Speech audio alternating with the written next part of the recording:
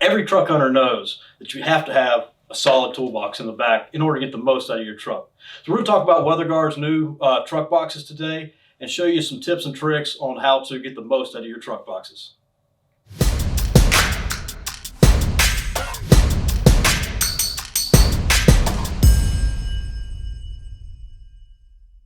Hey, I'm Drew with Morris Marketing, and today we're going to talk about WeatherGuard's new truck boxes. We're going to talk about some of the standard features you're going to find in all the boxes. We're also going to talk about the new lock system, and we're going to talk about the PowerSync as well as the lighted interior and the keyless entry.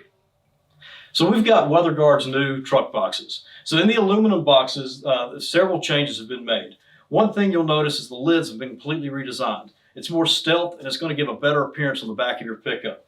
We've also updated the colors and added this new Gunmetal Gray. This is going to be the -6 part number. You're still going to have the Armor Tough powder coating just like in all the other colors. The black, the matte black, as well as the clear coat is going to give you rugged and durable finish for the life of this truck box.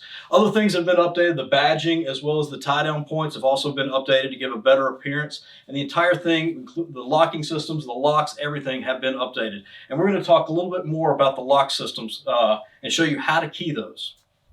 All right, so in the past, when you've ordered a truck box, it came pre-keyed with a set of keys and they were matched to your cylinders. We wanted to make that a lot simpler for when you wanted to have multiple boxes on a truck that were all keyed alike. So there's a whole new locking system that as you insert the key the first time, rotate it, it's going to lock it. It's very simple. So simply open up the box, remove the label off of the lock cylinder itself, insert the key.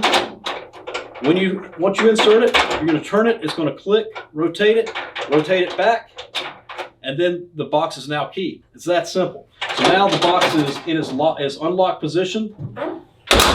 We shut it. We can lock the box back. Can't be accessed. Really simple process. This is the process you'll go through with every single box on your truck. The biggest advantage of having this system installed in your truck is if you've got an entire fleet out there, you're able to use one key on all of them without having to special order or do anything. Because when you have to special order, you're going to have to either change out the cylinders yourself or there's going to be a delay because all the boxes have to be keyed alike at the factories. It's going to take extra time. So this allows you to get your boxes quickly and be able to have one key to open up every single box on your truck or the entire fleet that you own. So the next major upgrade to the boxes is the addition of the PowerSync system. PowerSync system is going to deliver power inside your box for all kind of different upgrades and future upgrades that will be coming. We're not going to cover the installation of the PowerSync system because WeatherGuard has a great video on their website that already covers this. It's going to vary depending on the type of vehicle you have. If you have a GM, so a Chevrolet or GMC, or you have a Ram, you're simply going to use this connector. This is going to install behind the bumper and it's going to splice in with your 5-pin connector. One tip to keep in mind is if you have a trailer that has a 5th wheel power hookup to it, it already has one of these splices in there and you'll simply hook it into that splice. It's actually a lot easier than having to crawl in and get all the way to the bumper. On Fords and Nissans, Toyotas, other vehicles of that sort, you're going to have to run the line to your fuse box. It's very simple. You'll run the line all the way to your fuse box. You'll ground it and insert a new fuse to get power into the box. Simply run your wires along the interior chassis of the vehicle, come through one of the knockouts in your bed, and you'll take the power connector and you'll simply slide through the grommeted hole in the box. So PowerSync is going to have a lot of future functionality, but at present time we're able to add lights into your box so when you arrive early to the job site or you have to get something out of your truck late at night, you can illuminate the interior of the box. It's also going to add the added benefit of keyless opening to your box. This will also extend out to any side low-profile boxes that you may also have. You'll be able to open each box individually from one key fob.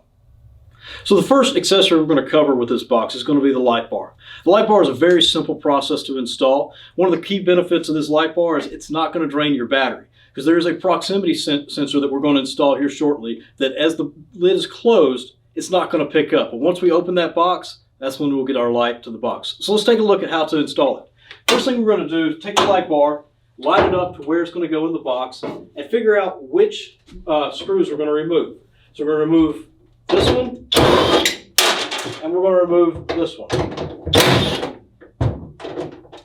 Once we get the nuts off, simply take the light bar, place it over the existing hardware that's installed in the box, and reinstall the nuts over the bolts.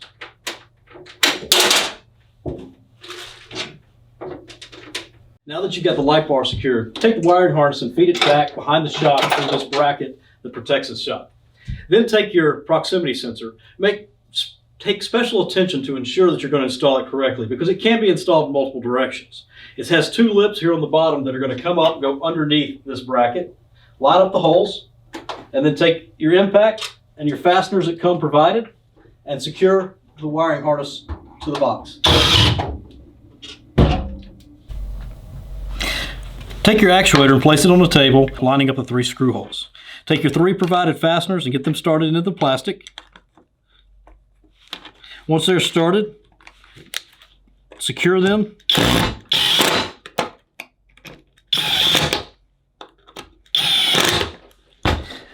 Then take the linkage, pass it through the hole in the actuator, pull it through, and then take the lock rod clamp and attach that to the post. This is going to leave an opening here for the lock rod, and they will be secured using these 2 Phillips head screws.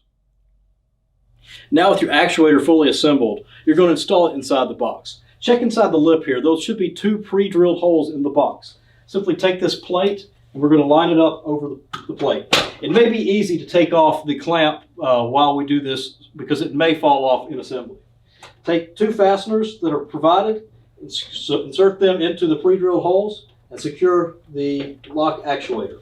Once we have the actuator installed, we're going to take the clamp, reconnect it to the clasp, and using 2 Phillips screws, we're going to secure this clasp onto the locking rod.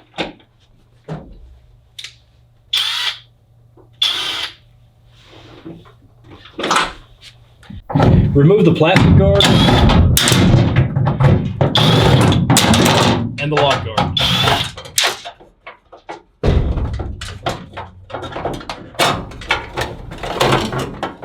Now that we have this installed, we're going to start routing the wires. Simply take the wires and start running them underneath this main lock, and we're going to pick up on the other side with some wires coming from the power setup. Now take the connecting wire and simply attach the blue to blue, and you're going to attach the brown to the green. Take this, run this underneath the lock body, through the passage right here where the lock rod comes through, and then you're going to run it out and tuck it into this compartment for now. All right, with the wires completely ran now, we're going to connect it to the brain module of this system. So the first red, that's going to be your power setup, so skip over that, and then the second plug is going to be your saddle box. That's your long box. After that, we have our driver side, low side, and we have our passenger side, low side. So plug it into the second box, the one right next to the red, and then we're going to take the red plug and plug it into the red connector, and this will connect down to your wiring harness. Take this, and you're going to stow this inside of this setup, feed this wire back through this cutout right here. It's going to come down inside of the protective sleeve again, and you'll fish it through, and that's how you'll connect this to your power setup. Now with all your wires ran, you're going to protect the linkage cable again by reinstalling the guards. Simply take the plastic guard that you removed previously, reinsert the hardware to reinstall.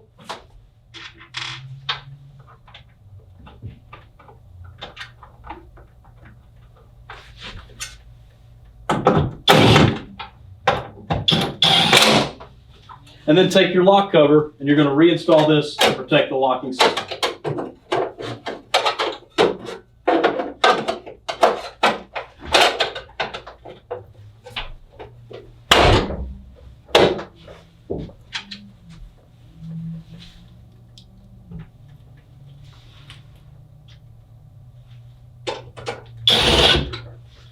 Now that this is reinstalled, now you're going to connect the power to the entire system. So plug in both wiring harnesses to the 4-way splitter, and if you have additional boxes that you've installed the keyless entry system or light bar onto the low side boxes, install those wiring harnesses as well.